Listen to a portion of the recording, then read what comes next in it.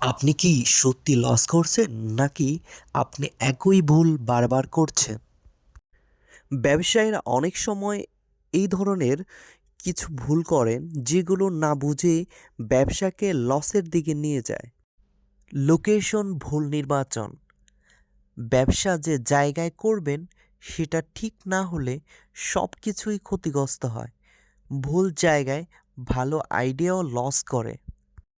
হিসাব নিকাশ না রাখা, অনেকেই প্রতিদিনের ইনকাম এক্সপেন্স লিখে রাখেন না, ফলে কোথায় লস হচ্ছে বুঝতেই পারে না।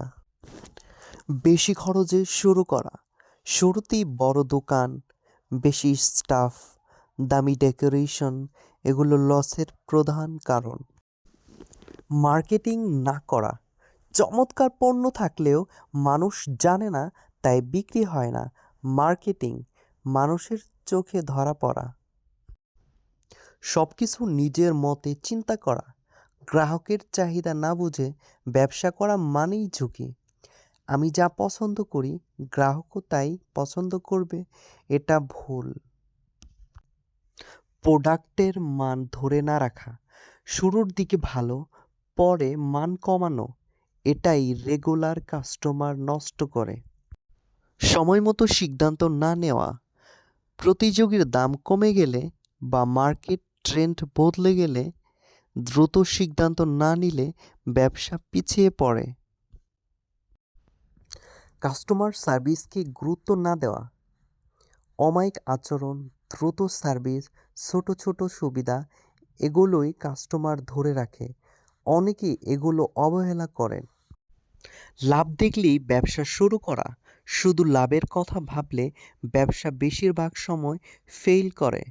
জ্ঞান, পরিকল্পনা, ধৈর্য এটাই টিকে থাকার চাবি।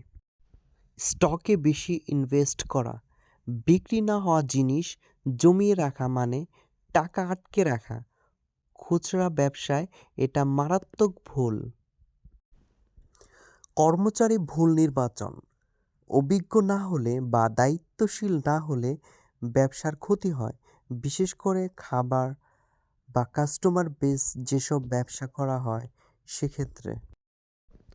ধার কর্জ করে ব্যবসা শুরু করা, অনেকেই বড় ঋণ নিয়ে শুরু করেন কিন্তু ব্যবসা উঠতে সময় লাগে।